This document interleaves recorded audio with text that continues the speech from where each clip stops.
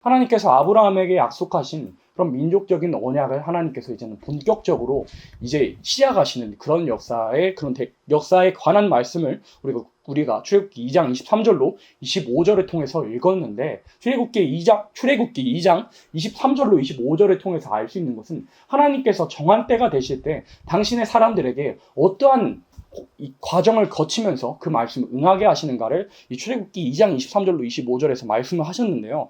그때 그 당시 상황이 이 요셉을 알지 못하는 바로가 일어나가지고 하나님의 백성들을, 이스라엘 백성들을 아프게, 신음하게, 고역으로 아프게 했던 그런 상황이 있고 난 후에, 시련을 거치게 한 후에 기도할 수밖에 없는, 부르짖을 수밖에 없는 그런 상황을, 시련들을, 환경들을 허락하시고 하나님께서 그 역사를 진행해 가셨다는 겁니다. 그래서 오늘 출애굽기 말씀뿐만 아니라 하박국 1장 1절로 4절의 말씀이 진짜 이제 전에는 설명이 필요했다면 이제는 이 설명도 사실 필요가 없는, 우리들의 눈으로 이미 보고 있는 그런 시대가 되었습니다. 우리의 피부로 이미 와닿는, 정말 다음 세대들이 폐역해도 이 정도가 있지, 정도를 넘어선, 우리가 이 상황을 두고 우리로 폐역을 목도하게 하시고, 정말 이뿐만 아니라, 이 일뿐만 아니라 정말 하나님의 백성이라고 하는 사람들까지라도 율법이 해이해지고, 그러니까 하나님의 말씀 지키는 것이 해이해지고, 이제는 하나님의 말씀으로 가르치고 훈계해도 듣지 않으려고 하는,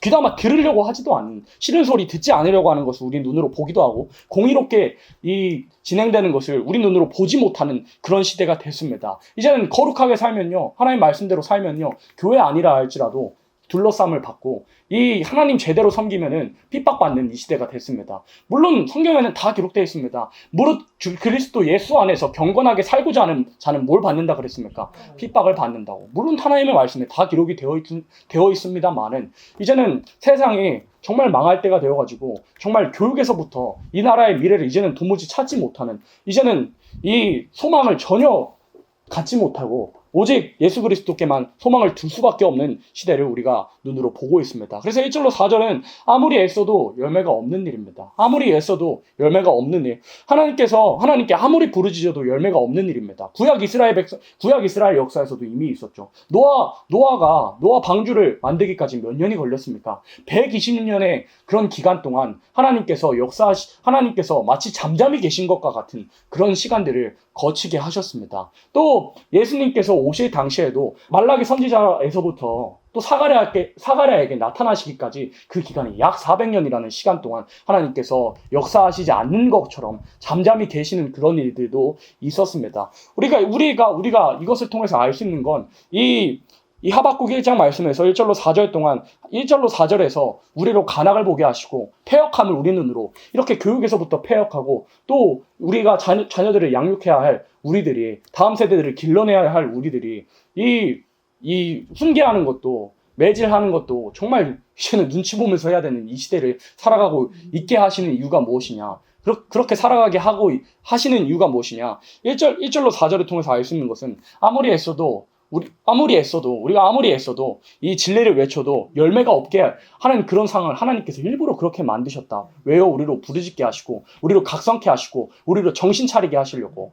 정상적인 하나님의 백성이고 경건한 사람이면 거룩하지 않는 모습들을 볼 때 마음이 아픈 것이 정상입니다. 거룩하지 않는 세상을 볼 때 마음이 아프고 정말 마음이 찢어지는 듯한, 또 측은한 그런 마음이 드는 것이 정상이고요. 성경 말씀을 볼 때, 예를 들어 구약 역사를 볼 때 내 모습과 같다고 하면서 슬퍼하는 것과 동시에 하나님의 백성이라고 하는 사람들이 왜 이렇게 패역할까라고 하면서 분이 일어나는 것 또한 정상입니다. 그게 정상인 사람들의 모습이라는 겁니다. 우리가 패역함을 느끼고 나의 모습을 느끼는 것과 더불어서 이 구약 이스라엘 역사를 통해서 또한 이렇게 우리 눈에 되어지는 모습을 볼 때 우리에게 분이 일어나는 것이, 정말 하나님께로 받은 그런 의분이 일어나는 것이 정상이라는 것입니다. 그러나 하나님께서 1절로 4절에 그런 우리로 간악을 보게 하시는 이유는, 아무리 애써도 열매가 없게 하기 위해서, 그 가운데서 열매를 없게 하시는 그런 가운데서 정말 아무리 힘써도 듣고자 하는 사람들도 없고, 호응해주는 사람들도 없고, 좋아해주는 사람도 없게 하시는 것은 하나님께서 달아보게 하시기 위해서 우리를 이런 시련들을 통해서 아무리 애써도 정말 우리 눈으로 폐역밖에 안 보이고, 우리의 눈으로 간악밖에 안 보이는 그런 것들을 우리에게 허락하신다는 겁니다. 우리로 각성케 하시고 또한 우리로 견디게 하시고 우리로 그 시련의 세월을 걸어가게 하시려고 주님과 같은 그런 시절들을 걸어가게 하시려고 하시는 거라는 겁니다. 5절 말씀 한번 볼까요? 여호와께서 가라사대 너희는 열국을 보고 또 보고 놀라고 또 놀랄지어다. 너희 생전에 내가 한 일을 행할 것이라. 혹이 너희에게 고할지라도 너희가 믿지 아니하리라. 우리가 아무리 예언의 말씀을 우리에게는 정말 꿀송이보다 다윗의 표현대로 꿀송이보다 더 달콤한 이 예언의 말씀을 우리는 달콤한데 사람들이 듣지 아니하는 이유가 무엇이냐? 우리는 낙심할 필요가 전혀 없습니다. 성경에 이미 기록이 되어 있기 때문에 뭐라고 되어 있습니까? 너희에게 고할지라도 너희가 믿지 아니한다고요. 믿지 아니한다고. 우리가 아무리 외쳐도 정말 이 백날 천날을 외쳐도 듣지 아니한다고 정말 수십 년 외쳐도 듣지 아니할 것을 하나님께서 기록하게 하셨습니다. 우리로 인내하는 세월, 정말 참는 그 세월을 견디게 하시려고요. 우리의 인격이 자라나게 하시고 우리로 인내하는 인격. 그래서 환난은 뭘 결국엔 이룬다 그랬습니까? 환난은 나중에는 소망을 나중에 이루게 하신다 그랬습니다. 환난이 쌓여서 결국에는 소망을 이루게 하시려고 우리로 이 믿지 않게 하시는 저 사람들로, 저 교회들로, 저 사람이 우리로 이단 소리 하면서 우리를 각성하게 하시고 더욱 기도하게 하시고 이 말씀을 통해서 또한 위로를 얻고 환난 가운데서 어려운 상황 속에서 믿지 않고 오히려 핍박하는 그런 상황 속에서 우리로 소망을 더 얻게 하시려고 그런 상황들을 허락하신다는 것을 우리가 알아야 되는 것입니다. 그래서 하나님의 말씀을 듣지 않는 이유가 무엇이냐? 근본적으로 사람들이 이 달콤한 말씀, 정말 이 경건한 사람이면 이 말씀이 들릴 겁니다. 그러나 이 말씀을 듣지 않는 이유가 무엇이냐? 다 자기들의 욕심 때문입니다. 다 자기들의 욕심 때문에. 왜 욕심 때문일까요? 세상 사람들이 이 기도라는 것도요, 사람들이 다 주를 위해서 기도한다고 합니다. 근데 그 내막을 잘 들어보잖아요. 자신을 위해서 기도한다고 하는 사람들도요, 자기의 욕심, 자기의 평안을 위해서 기도하는 그런 경우를 보기도 합니다. 가정을 위해서 기도하는 사람들도요, 가정에서 오는 그 평안으로 말미암아서 오는 자기의 안위를 위해서 이기적으로 기도합니다. 교회를 위해서 기도한다고 말해도요, 교회의 그런 안전적인 모습으로 오는 자기의 평안을 위해서, 나라를 위해서도 마찬가지입니다. 그 사람들이 결국 우리가 전하는 말씀을 듣지 않는 건 저 교회 가면은 저 간판 때문에 내가 어려워질까봐. 결국에는 그 모습이 어디로까지 연결이 되냐면 사실 하나님을 사랑하지 않는 모습으로 보이는 겁니다. 왜냐고요? 이 그리스도 안에서 이 경건하길 원하는 자마다 핍박을 받는데 핍박받기 싫어서 이 말씀 안 듣는 겁니다. 사실 이 말씀 달콤하거든요. 간판만 가리면 모여드는 사람이 얼마나 많습니까? 이 예언의 말씀, 이 말세복음을 드리려고 하는 사람들이 얼마나 많습니까? 근데 이 간판 드러내기만 하면 안 듣습니다. 왜요? 이단 소리 들을까봐. 당장에 손해가 오고 당장에 이 어려운 소리들 또 이 자녀들이 이단 소리 듣고 힘들어할 것을 막 계산하는 겁니다. 그러나 우리가 알아야 되는 것은 기독교에서는 계산이 없습니다. 예수님이 계산하시고 하나님께서 계산하셨다면 우리를 구원하실 수 없었을 것입니다. 베드로가 예수님 그러시면 안 됩니다 하면서 십자가의 앞길을 막았을 때요, 예수님께서 흔들리셨다면, 물론 흔들리실 일이 없겠지만 가정에서 흔들리셨다면 우리를 살리실 수 없었을 겁니다. 그와 같이 예수님께서도 우리를 살리시기 위해서 고난에 무릅쓰고 나아가셨던 것처럼 이사야 53장의 그 표현대로 자기가 수고할 것을 만족히 여기셨던 예수님처럼 하나님의 종은 고난에 무릅쓰고 나아가는 것이 진짜 하나님의 종이고 이 진짜 하나님의 종의 모습이라는 겁니다. 믿지 않아도, 혹은 이단 소리 들어도, 혹은 싫은 소리 들어도, 혹 손해를 봐도 낙심하지 않고 뒷내 생각하지 않고 결국에는 나중에는 다 갚아주실 것을 믿고 나아가는 겁니다. 그래서 이브리서 11장 말씀에는 믿음을 뭐라고 설명하시냐면 하나님을 기쁘시게 하는 것뿐만 아니라 상급 주실 것을 믿고 나가는 것이라고요. 내가 이 고난 겪으면은 이 고난 뒤에는 상급 줄 거 믿고 나가는 것이 우리 믿음 생활이라고요. 그래서 이 기독교에서는 이 겸손도요, 다시 생각해 봐야 될 게, 하나님 그런 거 안 주셔도 됩니다. 난 그런 거 안 주셔도 됩니다. 제가 감히 어떻게 받아요 하는 것조차 그만입니다. 왜냐하면 징조를 구하라고 하시면 징조를 구하면 되는 거고, 하나님께서 상 받으라 하면은 상 받으면 되는 겁니다. 고난을 받고 상 받으면 되는 겁니다. 그래서 로마서 9장에서 표현하실 때 이 현재 받는 우리의 고난은 장차 우리에게 올 영광과 좋게 비교할 수 없다고. 우리가 받는 고난이요, 어려움들이요, 지금 받는 고난과 또 앞으로 크게 다가올 모든 고난들은 우리가 받을 그런 상급에 조금도 비교할 수 없다고 로마서 9장에 말씀하셨기에 우리에게 소망이 있는 거고, 다른 사람들이 믿지 않아도 우리는 소망을 더 가질 수 있다고요. 그래서 로마서 말씀에 환난이 결국에는 소망을 갖게 된다고. 예수 그리스도께서 죽으심으로 인하여서 부활하시고 만왕의 왕의 그런 칭호를 얻으셨던 것처럼 우리도 그와 같이 죽으심을 본받아서 예수 그리스도의 죽으심을 본받고 고난을 본받으면 예수 그리스도의 부활하심과 같이 만왕의 왕이라는 칭호를 얻으셨던 것 같이 분봉왕의 칭호를 하나님께서 허락하신다고요. 그래서 우리가 믿지 않더라도 우리가 조금도 두려워하지 않고 나아갈 수 있는 겁니다. 6절로 11절에는요. 보라, 같이 읽을까요? 보라, 내가 사갑고 성극한 백성 곧 땅의 넓은 곳으로 다니며 자기의 소유 아닌 거할 것들을 점령하는 갈대아 사람을 일으켰나니 그들은 두렵고 무서우며 심판과 위령이 자기로 말미암으며 그 말은 표범보다 빠르고 저녁 이리보다 사나우며 그 기병은 원방에서부터 빨리 달려오는 기병이다. 마치 식물을 움키려 하는 독수리의 나름과 같으니라. 그들은 다 강포를 행하려 오는데 앞을 향하여 나아가며 사람을 사로잡아 모으기를 모래같이 많이 할 것이요 열왕을 멸시하며 방백을 치수하며 모든 견고한 성을 비웃고 흉벽을 쌓아 그것을 취할 것이라. 그들은 그 힘으로 자기 신을 삼는 자라. 이에 바람같이 급히 몰아지라치게 행하여 득제하리라. 아멘. 악한 북방 세력들의 모습이 어떻게 될 것이냐는 것을 6절로 11절에서 말씀하셨는데 지나치게 행하여 득제하는 그런 모습을 보인다고. 또 하박국 선지자가 활동한 그 배경이 어떤 배경이었습니까? 바벨론 군대가 이미 진격하여 오는 것이 기정사실화된 그런 상황을 두고 이 하박국 선지자가 예언하고 활동했잖아요. 그러면 여기서 6절로 11절에 오는 그런 군대는 어떤 군대겠습니까? 바벨론 군대입니다. 근데 바벨론이라는 국가가 처음에 이스라엘 백성들에게 유다 이 왕국에 어떻게 행했습니까? 히스기야에게 이 글과 예물을 보내면서 정말 괴울적으로 왔습니다. 근데 이 히스기야 왕이 정말 선한 왕이고 하나님을 잘 경외하던 왕이었잖아요. 기도를 간절히 하니까 아수르의 그 대군을 하나님께서 물리쳐 주신 정말 기도의 사람이었는데 우리가 알 수 있는 것은 정말 기도로 말미암아서 자기 생명을 수완의 연장을 받기도 하고 이 수많은 대군을 물리치기도 한 히스기야를 넘어뜨린 그런 바벨론 사원에 보낸 계율이 얼마나 큰 계율이겠냐 이 말입니다. 그래서 우리가 읽은 6절로 11절에 이 악의 세력을 일으키시기 전에 악의 세력을 정말 무섭게 일으키시기 전에는 정말 표범처럼 짐승이 자기 힘이 약할 때는 꼬리 숨기고 뒤로 물러나잖아요. 그와 같이 이 하나님의 백성들 보기에 좋도록 계율을 행한다는 것을 우리가 잊지 말아야 되는 겁니다. 그래서 지금 이 시대는 발톱을 드러내는 시대가 아니라 발톱을 잠시 숨기고 삼보 전진을 위해서 일부 후퇴하는 그런 시대라고 우리가 볼 수가 있는데 정말 이 그림을 저도 전도사님한테 받아가지고 봤는데 푸틴이 21년도인가 22년도에 했던 말입니다. 아시는 분들은 아시기도 아실 텐데 이 공산주의의 종주국이었던 러시아 대통령이 기독교 전통 위에 세워진 서구 사회에 대하여 유물론과 공산주의가 초래할 인간의 영적 도덕적 타락을 염려하는 경고의 메시지를 날린 아이러니한 상황에 대해 비슷한 상황을 경험하고 있는 우리는 어떻게 반응해야 할까요? 이렇게 돼 있는데 히스기야를 미혹했던 이 바벨론 사환도 분명히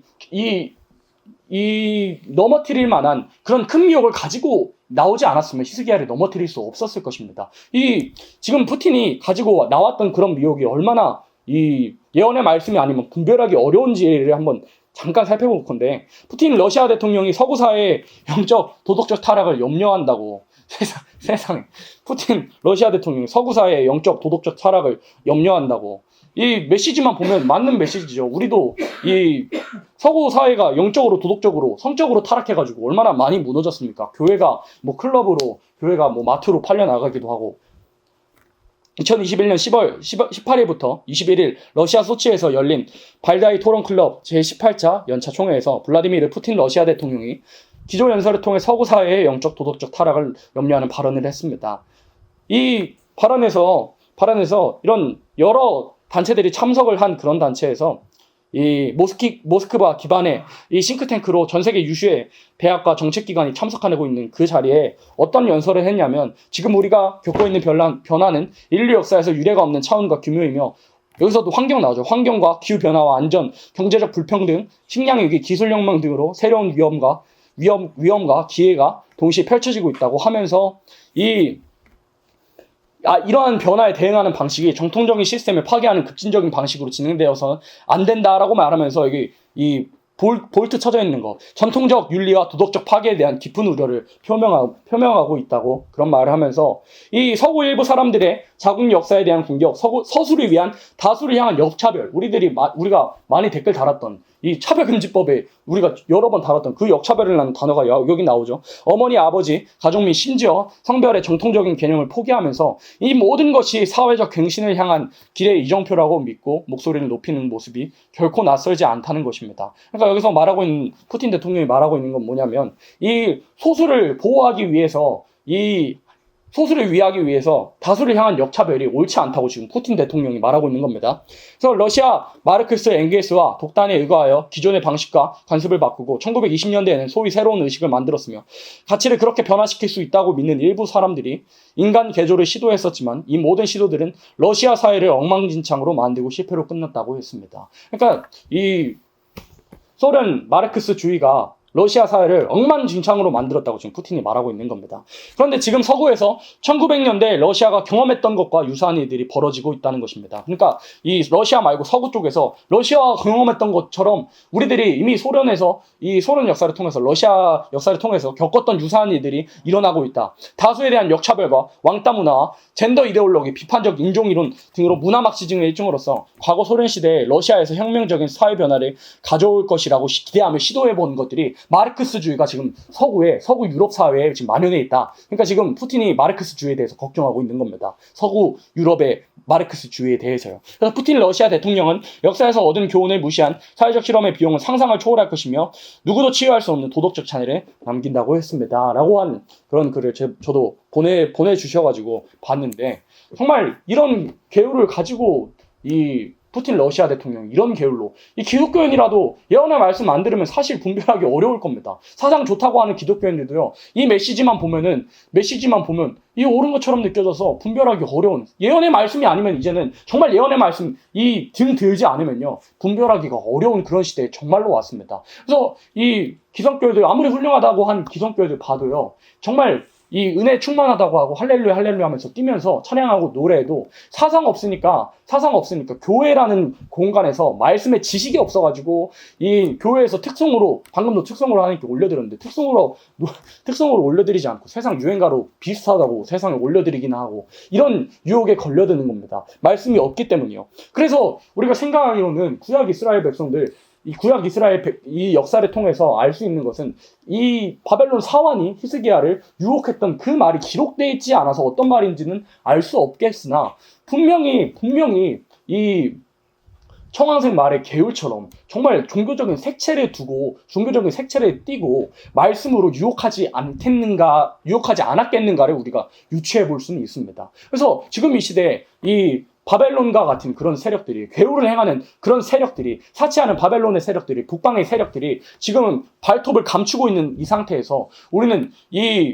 일어나기 전에 히스기야에게 이 불과 예물을 보냈을 때는 바벨론의 세력들이 이 힘을 얻기 그 전이었잖아요. 그 힘을 얻기 그 전에 타협해서 하나님께서 이 유다의 멸망을 예고하셨던 것처럼 우리도 오늘이라는 시간에서 이 바벨론 북방의 세력들이 바벨론 군대로 변할 그런 세력들이 정말 무서운 군대로 변할 북방의 세력들이 오늘이란 삶 속에서 무신론의 그런 사상들로는 우리를 무너뜨릴 수 없어서 유물적인 사상들로 오늘 배웠던 그런 환경 문제와 또 여성 문제를 엮는 것처럼 여러 가지 앞으로도 더 많은 미혹들을 펼쳐 나오겠죠. 그런 미혹들을 펼치고 나올 때 이 바벨론 군대가 진격해서 일어나기 이전에 오늘이란 삶 속에서 발톱을 숨긴 이때부터 우리가 정신을 차리고 저들이 나중에는 무서울 군대로 나중에는 지금 미국이 경찰 노릇을 한다고 하지만 세계 경찰 노릇을 한다고 하지만 하나님께서 이 계시록을 통해서 선지서를 통해서 기록하신 대로 우리는 흘러갈 것을 믿잖아요. 나중에는 미국이 힘을 조금도 쓰지 못하고 러시아의 저 국가 저 세력이 우리가 세력을 잡을 것을 우리가 무서운 군대로 진격해서 내려올 것을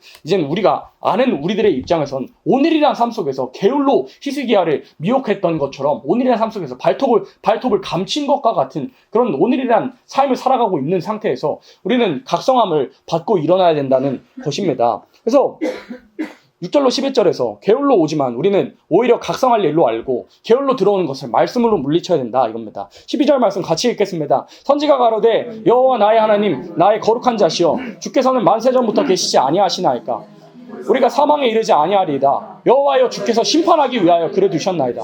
반석이시여 주께서 경계하기 위하여 그를 세우셨나이다. 아멘. 하지만 저 게으르는 세력들, 정말 인간의 힘으로는 예언의 말씀이 아니라면 이 조금 더 분별하지 못했을 그런 세력들, 또한 이제는 앞으로 구약 이스라엘 백성들, 하나님의 말씀 듣지 않아서 이 멸망한 백성들처럼, 멸망시킨 그런 국가들처럼 무섭게 일어나도 우리가 조금도 낙심하지 않고 조금도 염려하지 않을 수 있는 것은 뭐라고 되어 있습니까? 11절에 우리가 사망에 이르지 아니할 것을 하나님께서 하박국 선지를 통해서 기록하게 하셨기 때문에, 저들을 무섭게 세우신 것은 게을자가 심히 게으를 행하도다 하신 그 말씀처럼 저 무섭게 게으를, 간교하게 게으를 행하게 하신 것은 우리로 경계하시기 위함이요, 우리로 호소하고 부르짖게 하시기 위함이요, 우리로 정신 차리고 마치 나팔과 같이 정신 차리게 하시기 위해서 저렇게 게으를, 정말 이 기독교인이라도, 사상 좋은 기독교인이라도 이 예언의 말씀 아니면 분별하기 어렵도록 저렇게 세우신 것은 우리로 각성케 하기 위해서, 이 말세 사명자들의 후보자들로 세우신 우리로 각성하게 하기 위해서 저들을 게을자들로, 게을자가 심히 게으를 행하게 하시고 저렇게 무서운 군대로 변할 것을 이 6절로 11절에서 말씀하신 것은 우리로 각성케 하시기 위해서, 사망에 이르지 아니할 것을 우리로 알게 하시기 위해서, 저들이 주께서 심판하기 위하여 그를 두셨나이다. 말 안 되는 하나님의 백성들 심판하기 위해서, 몽둥이로 두신 것을 우리로 알게 하시기 위해서, 우리를 경계하시기 위해서 그를 세우신 것을 우리는 알아야 됩니다. 그래서 우리는 오늘 배운 것처럼 조금도 염려하지 말아야 됩니다. 신앙인들은 믿지 않아서 죄악이 찾아오는 것을 알아야 됩니다. 하나님의 신실하신 그 말씀을, 선악과의 법, 이 선악과를 먹으면 죽는다는 그 말씀 온전히 믿지 않아가지고 사망이 찾아왔습니다. 말세에도 마찬가지입니다. 하나님께서 하나님의 말씀 잘 들으면, 예언의 말씀 읽고 듣고 지키면 재앙과 환난 가운데서도 보호해주시는 임마누엘의 보호의 역사로, 날개로 보호해주신 같이 우리를 보호해주시는 그런 역사로, 보호할 뿐만 아니라 북진하게 하시는 그런 철장 건설을 주심으로 말미암아서 보호하시는 역사를 주신다고 분명히 말씀하셨음에도 불구하고 믿지 않으면 멸망하게 된다는 것입니다. 그래서 우리가 낙심할 때가 얼마나 많습니까? 그러나 우리가 알 수 있는 것은, 염려는 생활의 염려로 말미암아서, 누가복음 말씀에서 생활의 염려로 말미암아서 지구상에 사는 모든 자들에게 그 덫과 같이 그날 임한다고 그러셨는데, 염려는 또한 따라합니다. 염려는 대상을 수치스럽게 합니다. 염려는 대상 자체를 수치스럽게 한다고요. 무슨 말인지 이해가 혹시 안 가세요? 제가 한번 예를 들어볼게요. 얼마 전에 축구를 하기로 했잖아요. 축구 게임을 하기로 했잖아요. 제가 예를 들어 이 대표 선수팀 막내라고 생각하는데, 감독이 와가지고 저한테 물어봅니다.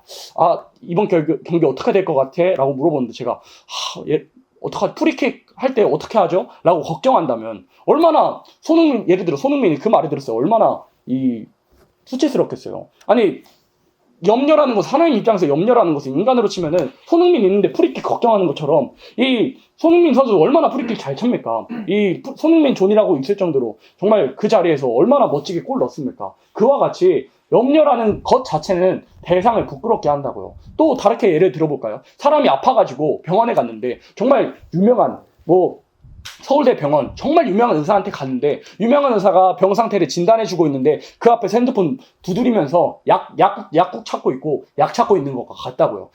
고쳐주고 있는데, 진료 보고 있는데 그 앞에서 약 찾고 있는 것과 우리가 염려하는 것과 그와 같은 겁니다. 이 하나님께서 지켜주신다고 분명히 약속하셨는데, 또한 하나님께서 이사야 40장에서 당신의 놀라우신 능력을, 자기의 그 고난하는 일로 인해서, 주를 위해서 받는 고난 때문에 정말 힘들어하고 신음하는 하나님의 백성들을 향하여서 위로하실 때, 하나님께서는 천지 만물을 창조하시고 다스리시며 무별들을 창조하시고 무별들의 이름을 부르시며 하늘을 차일같이 펴시고 이 커튼 열듯이 닫고 열 수 있는 그런 능력이 있음에도 불구하고, 하나님을 신뢰하지 못하고 염려하는 그런 하나님의 백성들을 향하여서 염려하지 말라고 그렇게 말씀하셨음에도 불구하고 우리가 염려하는 건요, 그 대상 자체를 수치스럽게 하는 겁니다. 인간 세계에서도 우리가 정말 능력이 많은 사람인데 그 능력을 의심하면요, 그 능력 많은 사람이 속이 상합니다. 썩이 나갑니다. 이 삔또가 상합니다. 그와 같이 우리도 능력 많으신 하나님, 말씀만 하시면, 예수님 말씀만 하시면 죽은 자도 살아나는데 사망에 이르지 아니한다는 그 말씀을 믿지 않는 우리들에게 하나님께서 어떻게 보시겠냐고. 얼마나 이 부하가 치밀어 오르시겠습니까? 하나님께서는 이 정말 죽은 자도 살리신 것과 이 엘리야가 하늘에 올라간 그런 기적을, 엘리야가 또한 셈을 받은 그런 기적들을 다 성경 말씀에 써두셨고, 이사야 40장에서 무별들을 세시고 이 하늘을 펴고 닫고 하실 수 있는 그런 능력이 있으심에도 있다고 말씀하셨음에도 불구하고, 우리가 염려하는 것은, 생활의 염려라는 것은, 모든 염려라는 것은 대상 자체를 또한 수치스럽게 하는 것이라고요. 하나님을 정말 수치스럽게 만들어드리는 그런 일들을 우리가 하고 있지 않는가를 돌아봅니다. 우리의 염려는 또한 고아의 신앙이고 수치스럽게 하는 겁니다. 염려는요, 아버지 없는 자들의 신앙입니다. 아버지 없는 자들이나 고아들이나 걱정하잖아요. 그러나 우리가 하나님께서 원하시는 선택, 하나님께서 원하시는 대로 예언의 말씀을 읽고 듣고 지키면 하나님께서 다 책임져 주십니다. 이 동방 땅끝에서, 이 나라에서 정말 무서운 한 데나리온의 보리석대 한 데나리온의 밀 한 대라는 그런 경제혼란이 일어나는 그때에도 감람류와 포도주가 되면 하나님께서 지켜주신다고 약속을 하셨습니다. 그 약속대로 온전히 100% 믿는 사람, 아담과 하와처럼 그 약속 믿지 못해가지고, 그 엄하게 명령하신 그 명령 믿지 못해가지고 쓰러진 자들처럼 하지 말고 우리는 온전히 하나님을 믿는 우리들이 되어야겠습니다. 또한 그러려면요, 이 하박국 3장에서 한 것처럼, 하박국 3장에서 말씀하신 것처럼 17절로 18절에 무화과 나무가 무성치 못하고 포도나무에 열매가 없고 감람나무에 소출이 없으며 밭에 식물이 없으며 우리의 양이 없으며 외양간에 소가 없을지라도, 우리가 그런 상황이 올지라도 오직 누구를 인하여서 즐거워하는 일이 있어야 됩니까? 여호와를 인하여서 즐거워하는 일이 있어야 되는 겁니다. 그래서 느헤미야 선지자가 기록하게 하시대요. 여호와를 의지하는 것이, 여호와를 기뻐하는 것이 누구의 힘이라 그랬습니까? 우리의 힘이라고요. 여호와를 기뻐하고 여호와 하나님께 찬양하고 호소드리는 것, 그게 우리의 힘이라는 겁니다. 여호와를 기뻐하라, 그리하면 너희 모든 소원을 이루어주시리라. 우리의 소원이 무엇입니까? 우리의 소원이 세임받는 것, 이 동방 역사에 참여하는 것, 우리의 모든 가정이 진리 안에서 하나 돼가지고 그 역사에 참여해서 그 아름다운 땅에 왕권의 축복으로 들어가는 것이 우리의 소원이 아닙니까? 그 소원을 어떻게 이루신다고요? 여호와를 인하여 기뻐하는 사람, 또 이사야 40장에는 여호와만을 앙망하는 사람, 북방 세력은 무섭게 일어나고 개울자가 개울을 심히 행하는 것 같은 그런 말씀이 응해진 이 시대에 우리가 그 말씀을 통해서 이 두려워할 것이 아니라 그 상황을 통해서 오히려 그 상황보다, 그 몽둥이보다 더 크신 하나님을 바라보는 겁니다. 그래서 마태복음 말씀에서 뭐라고 말씀하십니까? 너희가 이 몸을 죽이는 그런 사람들 두려워할래? 몸과 영을 아울러서 지옥에 떨어뜨릴 수 있는 하나님을 두려워할래? 이렇게 말씀하십니다. 누가 세상에 매대고 있는 사람을 두려워하나요? 매를 두려워하나요? 우리가 세우신 그런 북방의 세력들은 다 매라는 겁니다. 분한의 몽둥이라고 그랬습니다. 아수르는 분한의 몽둥이요 막대기라 그랬습니다. 그 막대기는 하나님의 백성들을 심판하시고 나면, 패역한 하나님의 백성들, 끝까지 패역하고 돌이키지 않는 백성들이 심판하시고 나면 하나님께서 분질러 버리실 그 매를 두려워하지 말라는 겁니다. 그래서 우리가 하나님을 두려워한다면 이 세상에 두려워할 것들이 없게 됩니다. 하나님 아버지를 경외한다면 하나님께서 우리를 긍휼히 여기실 거고, 하나님의 긍휼을 입으면 우리가 세상에서 당당하게 살아갈 수 있다고요. 하나님을 두려워하기만 한다면, 하나님의 긍휼을 입지 않으면요, 우리가 두려워할 수밖에 없습니다. 이 하나님의 공의의 심판대에서 누구라도 하나님의 공의의 법대로 하면 아무도 살아남을 사람이 없지만, 하나님을 두려워함으로 예언의 말씀을 읽고 듣고 지키는 사람, 시대적인 법을 지켜내는 사람, 하나님께서 인정하시는 법적인 신앙을 하는 사람은 하나님께서 끝까지 구원하시고 끝까지 보호하신다는 것이 선지서의 말씀이라는 것입니다. 그래서 고지고대로 우리가 믿는 일이 있어야 되는 겁니다. 아무리 저 세력들은 계율적으로 나오고, 아무리 무섭게 나오고, 저 핵무기들이 무섭게 나와도 기록하신 대로 물맷돌을 밟는 그런 역사를 하나님께서 진행하신다고. 물맷돌이 무엇입니까?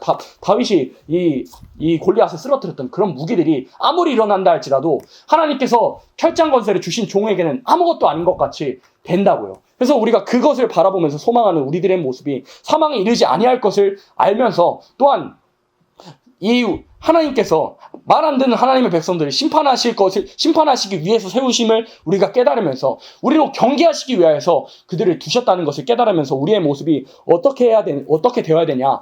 하박국 2장 1절 같이 읽습니다. 내가 내 파수하는 곳에 서며 성로에 서리라. 그가 내게 무엇이라 말씀하시는지 기다리고 바라보며 나의 질문에 대하여 어떻게 대답하시는지 보리라. 그리하였더니. 아멘. 우리의 성로에 서야 되는 겁니다. 파수꾼은요, 조금도 성로에서 졸면 안 됩니다.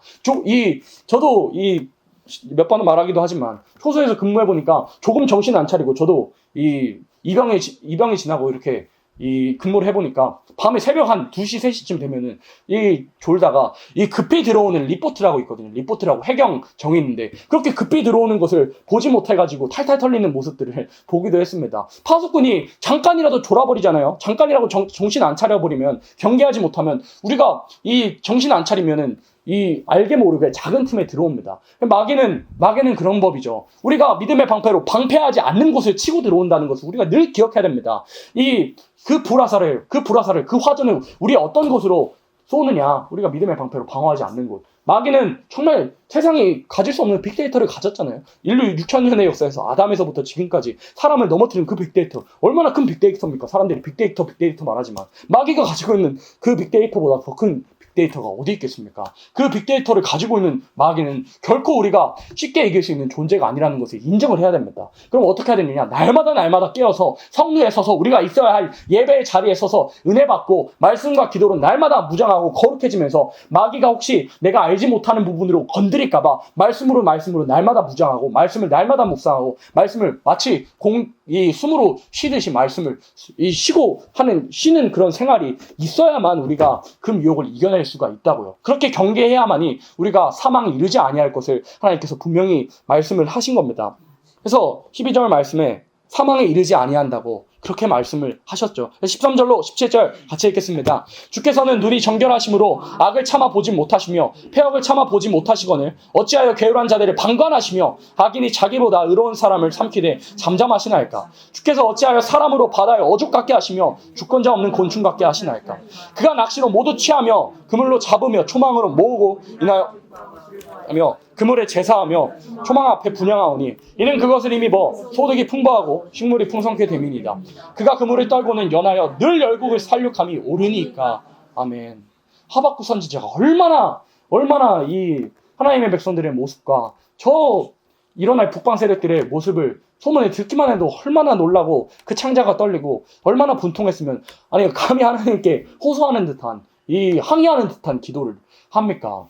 우리가 이 13절로 17절로 알 수 있는 것은 끝까지 기다리고 호소해야 될 일이라는 것입니다. 하나님께서 저 북방 세력들을 세우시고 저 괴울자가 심히 괴울을 행하는 모습을 보게 하시고 13절에 기록하신 대로 괴울한 자들을 방강케 하시는 것은 괴울자들이 일어나게 하시는 것은 하나님의 백성들이 미혹해 하려고 이렇게 놔두신 것은 우리로 각성케 하시고 경계하시고 후보자들로서 말세복음의 그런 선구자로 이 부르신 후보자들로서 우리를 경계하시고 우리를 각성케 하시고 정신 차리게 하시려고 하신 것을 알아야 됩니다. 그런 우리들이 어떻게 해야 되느냐? 13절로 17절로 이 17절까지 하박국이 호소한 대로 하나님께 간절하게 호소하는 그런 일들이 있어야 됩니다. 또 욥처럼 인내하는 일이 있어야 됩니다. 또 바로 이전 성회에서 8.15 성회에서 제가 욥의 인내라는 설교를 다루기도 했잖아요. 욥이 우리의 생각하는 것보다 더 하나님께 끔찍한 것 같은 기도를 합니다. 세상에 시편 88도 비슷하게 시편 88편에서는 세상의 어느 기도가 흑암으로 끝납니까?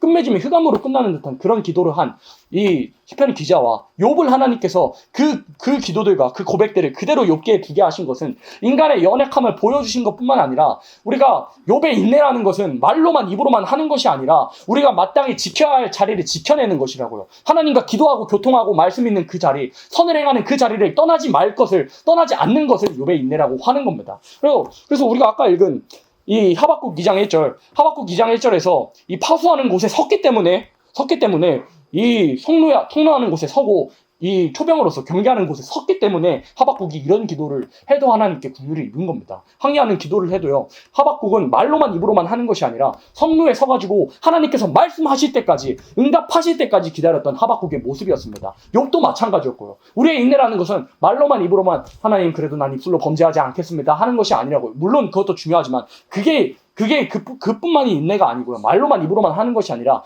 끝까지 내가 지켜내야 할 자리, 이 자녀들에게 또한 우리가 전파해야 할 사람들에게 말씀을 전파하는 그 자리를 사람들이 듣든지 아니 듣든지 쳐서 예언하는 그 사명을 끝까지 감당해내고 마땅히 날마다 드려야 할 예배의 자리를 지켜내고 사수하는 것이 우리의 해야 할 인내고 하박국이 했던 인내고 욥이 이 모든 고백들을 살펴보면 모든 호소와 항의도 하나님 앞에서 하고 있는 것을 살펴볼 때 우리의 인내라는 것은 하나님을 결코 떠나지 않고 우리가 지켜야 할 곳을 지켜내는 것이 우리가 해야 할 또 호소해야 할 이유고 이 호소해야 하는 그런 모습을 통해서 우리의 인내가 드러나는 것입니다. 그래서 하나님께서 정말 수십 년간 당신의 종들로 이렇게까지 인내하게 하시고 참게 하신 것은 결국에는 우리로 예수님 닮은 인격을 이뤄내기 위해서 우리가 성회로 왜 모였습니까? 호소하는 것과 더불어서 내가 성회를 통하여서 들은 책망의 말씀으로 내가 이전에는 이 성회로 나오기 전에는 그래도 잘 산 줄 알았는데 내가 틀렸구나. 그래서 은혜라는 것은요, 내가 틀렸다고 인정하지 않는 사람은 은혜 못 받는 겁니다.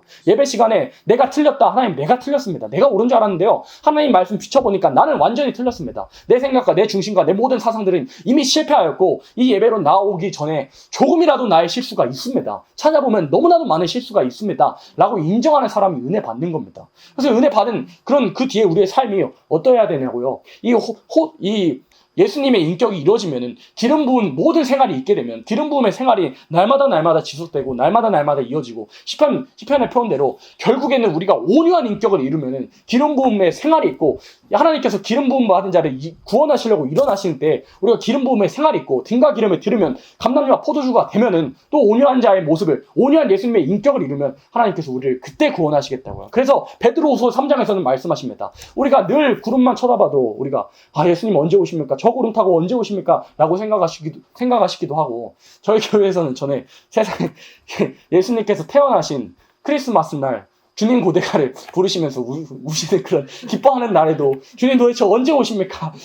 주님 첫 번째로 오신 그날을 기념하는 날에도 우리 교회에서는 어르신들이 주님 고대가 부르면서 그렇게 울면서 부르셨습니다. 우리들이 그런 삶을 살고 있잖아요. 주님 도대체 언제 오십니까? 라고 이에 대해서 뭐라고 말씀하셨습니까? 베드로후서에서 예수님의 재림이 더디 오신다 그랬습니까? 우리를 참아주시기 위해서 죄짓고 허물 많은 우리들, 아직 예수님의 인격이 닮지 못하고 예수님의 인격이 이루지 못한 우리들, 호소해야 할 것들이 너무나도 많고 깨져야 할 자들이 너무나도 많고 우리 안에 우상들과 모든 욕심들이 너무나도 많은 것들을 하나님께서 참아주신다고요. 그래서 주님께서 하루가 천년 같고 천년이 하루같이 기다리시는 것은 우리는 예수님의 재림이 더디다 하고 주님 도대체 언제 오십니까 하고 눈물을 흘리기도 하지만 하나님 입장에서는 우리의 인격이 이루어질 때까지 참고 계신다는 것을 우리가 알 수가 있는 겁니다. 그래서 하박국 1장 말씀에서 오늘 한 설교는 사명자에 호소할 일인데 1절로 4절에서는 열매가 정말 도대체 하나님 언제 응답하십니까? 라고 생각이 들 정도로 사람들이 지나가면서 저 교단은 언제 응답받을까? 저 사람은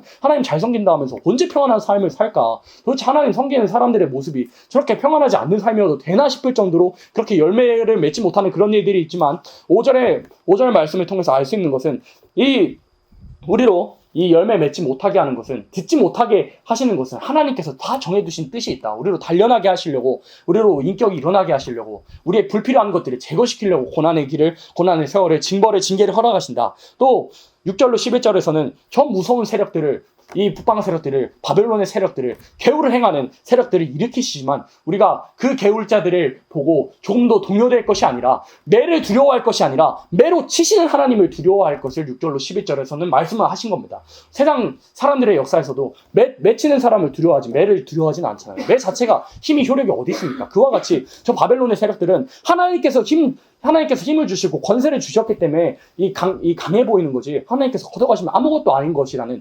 피조물이라는 것을 우리가 알아야 됩니다. 그래서 조금 더 두려워하지 않고 12절 말씀에서 우리가 결코 사망에 이르지 아니할 것을, 예언의 말씀을 읽고 듣고 지키고 조금 더 두려워하지 않고 염려하지 않고, 염려는 하나님을 수치스럽게 하는 것과 같은 일이라는 것을 인정을 하고 우리가 깨닫고, 염려하지 않고 근심하지 않고 오직 하나님만 두려워하고 여호와 하나님을 앙망하고 여호와 하나님을 기뻐하고, 아무리 소출이 없고 열매가 없어도 이 하박국 3장처럼 아무리 열매가 없고 소출이 없을지라도 여호와 하나님을 기뻐하고 여호와를 인하여 기뻐하고 의지하는 사람이 될 때 사망에 이르지 아니하겠다는 약속을 12절에 하셨습니다.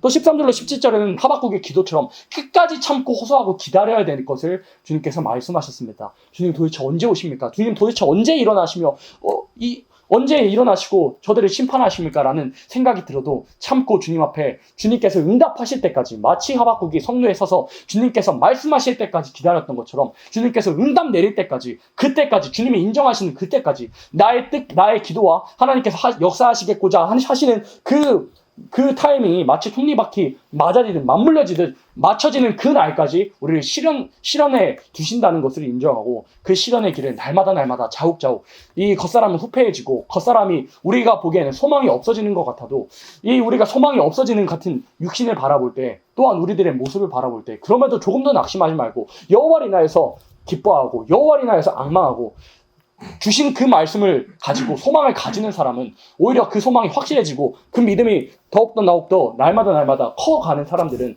이 오늘 오전에 배운 것처럼 퇴보하지 않고 날마다 그럼에도 진보하는 사람들, 그럼에도 이 입으로만 나불거리는 그런 신앙인들 말처럼 말고요. 날마다 그래서 우리의 신앙이라는 것도 사실 그렇습니다. 이 세상이 아무리 악해진다 그래도요. 세상이 아무리 악해지고 사실 이 선악과라는 것이 그렇잖아요. 그 아담과 하와가 이겨낼 만큼 아름다워 보였으면 아담과 하와가 따먹었겠습니까? 우리의 눈에 보이는 미혹들도요, 우리의 눈에 보이는 악들도요, 우상들도요, 우리가 보기에는 이 아름다워서 넘어질 때가 생각보다 많거든요. 내 생각이 맞는 것 같아서 넘어질 때도 맞지만, 그럼에도 말씀으로 비춰가지고 우리가 한 모든 선택들, 이 하나님께서 미워하시는 것을 하지 않았을 때 우리가 걸어간 모든 길은요, 우리가 굳이 하나님 사랑합니다라고 하지 않아도 우리가 하나님께서 원하시는 그 길을 가면 하나님께서 우리가 하나님을 사랑하는 것을 아신다고요. 그래서 나를 사랑하면 나의 계명을 지킬 것이니라 그렇게 말씀을 하신 겁니다. 그래서 우리가 걸어가는 이게 우리가 굳이 하나님을 사랑합니다 입으로 물론 많이 하고 찬양을 하지만 하나님께서 우리가 굳이 말을 하지 않아도 우리가 걸어온 이 세월들 정말 많은 미혹과 유혹들에도 흔들리는 모든 말에도 우리가 감내해야 되는 부분을 감내하는 부분, 우리가 포기해야 되는 그런 모든 부분을 감수하면서까지 이 길을 걸어온 여러분들의 모든 선택을 하나님께서 너무나도 잘하시고 하나님께서 보배롭게 여기신다는 것을 우리가 기억을 해야 됩니다. 그래서 우리의 모든 삶 속에서 하박국 선지자의 이 호소처럼, 하박국 1장의 호소처럼 정말 우리가 인간의 생각으로 하면은 낙심할 것도 정말 너무나도 많고 이 포기하고 싶을 때도 정말 너무나도 많지만 그럼에도 말씀으로 소망을 얻고 말씀으로 하나님의 말씀 지키기만 하면 내 몸이 변화될 것과 정말 변화되지 않을 것 같은 정말 흙으로 돌아갈 것 같은 그런 내 몸도 하나님께서 살리실 것을 말씀을 통해서 나사로를 살리신 예수님의 역사처럼 히스기야의 소원을 연장시켜준 그런 하나님의 역사처럼 우리는 하나님의 말씀을 올바른 정로로서 신앙의 정로로 예언의 말씀을 읽고 듣고 지키며 나아가면 아무리 북방세력은 강하게 일어나지만 정말 무섭게 일어나지만 이 하나님께서 두 번째 약속하신 임마누엘의 역사로 보호하시는 임마누엘의 역사로 모든 환난을 뚫고 오히려 철장 권세를 받아서 저 원수들을 해산물 받듯이 밟는 그런 역사를 우리로 보게 하실 것을 믿습니다. 아멘.